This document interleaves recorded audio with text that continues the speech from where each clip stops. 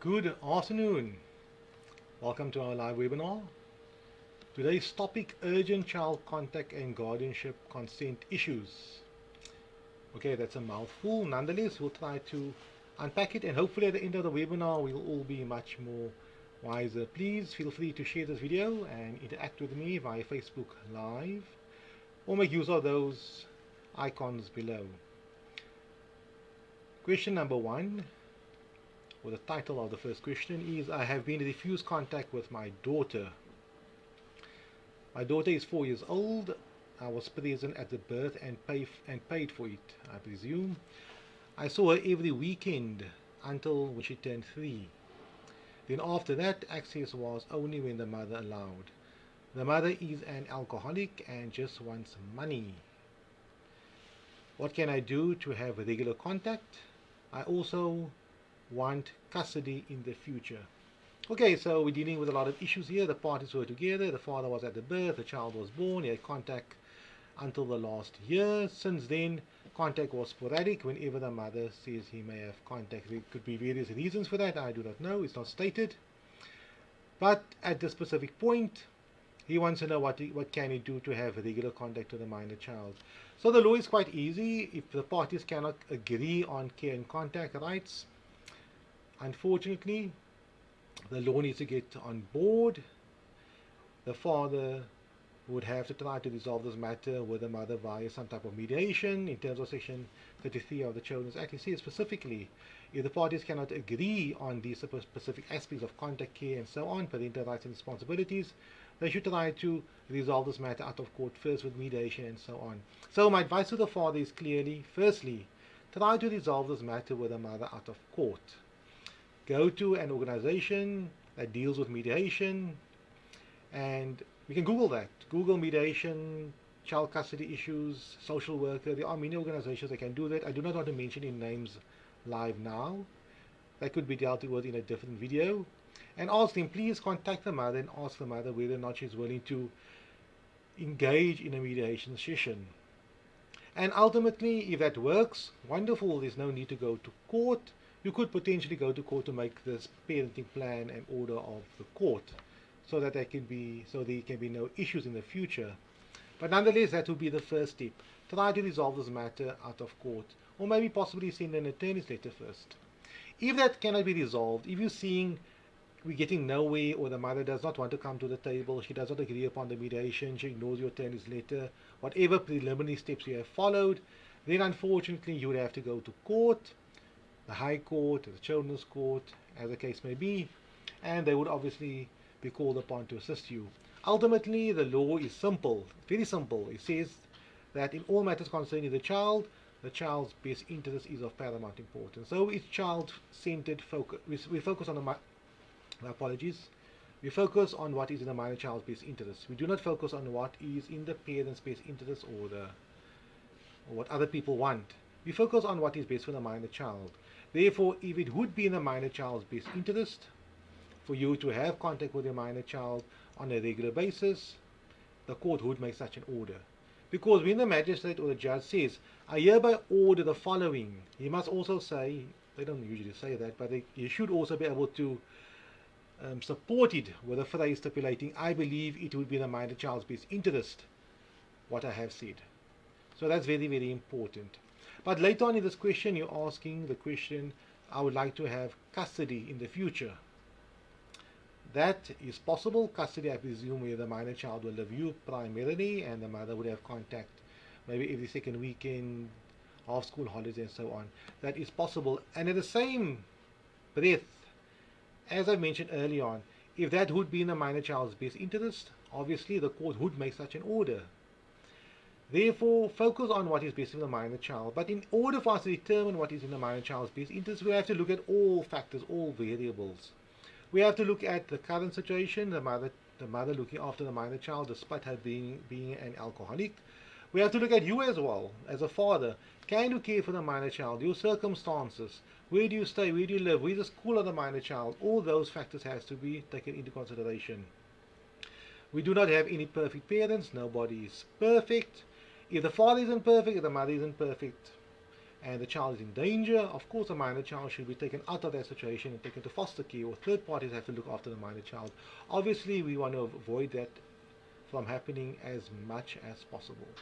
Therefore, maybe get an attorney to assist you, go to the courts, and ultimately the court will have to listen to you and they'll have to make a decision as to what is in the minor child's best interest.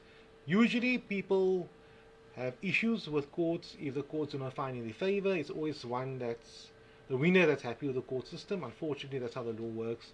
I do not call it the winners or losers.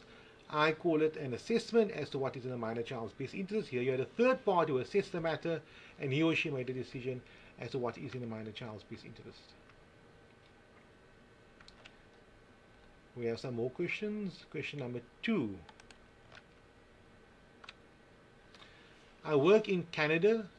Do I still have guardianship rights? So remember, guardianship rights refers to the legal rights over a child. A parent can have no, or a parent has no contact rights with the minor child. He or she is not allowed to see the minor child or even speak to the minor child. No contact at all.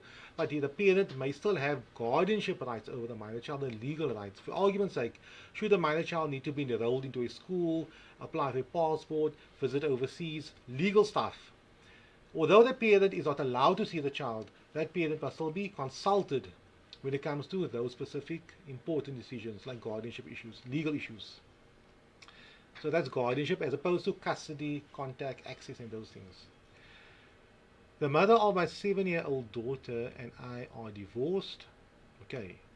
I have always been involved in all decisions regarding my daughter. I moved to Canada soon after the lockdown for work and will be living here for the next 3 years. The mother now does not consult with me when it comes to my daughter's schooling or anything pertaining to her. Do I have rights? Of course you have rights. You divorce a mother, and I'm certain that the court made an order that you remain a co-holder of parental rights of guardianship, care and contact to the minor child. So that's still there. However, the difficulty we're having now is that since March or April 2020, you said soon after the lockdown, you moved to Canada. That's 2 years ago, almost 2 years ago. And the mother is the one that is caring for the minor child, looking after the minor child, dealing with the minor child's day-to-day activities, while you are in Canada in a different country. Yes, you may be paying maintenance and child support. So the mother should, in terms of the court order, consult with you when it comes to these specific important decisions.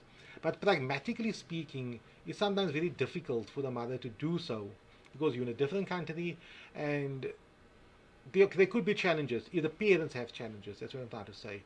Ideally, the mother should email the father and tell the father, you know, Dad, our daughter is now 7 years old, or 6 years old, or 5 years old. She will be attending school soon, primary school soon, or grade R, or whatever the case may be. These are the list of schools that are available, and this is how they work. Email it to the dad. The dad will have give his opinion. He can look up the schools, he can phone them, he can contact them. They can come to an agreement, and they can sit down. But ultimately, it's very difficult for the dad to make that decision because he's not the one that will be living the choices being made. In the sense of, he cannot say the child should go to a school 20 kilometers away from the minor child's home, where the mother is the one that has to travel, deal with traffic, she has to go to work, her work is most probably in a different direction where the school is. So he's sitting from the armchair in Canada, whereby he wants to decide now where the child should go to, although it's a mother that is the one who has to deal with these specific issues of the location of the school.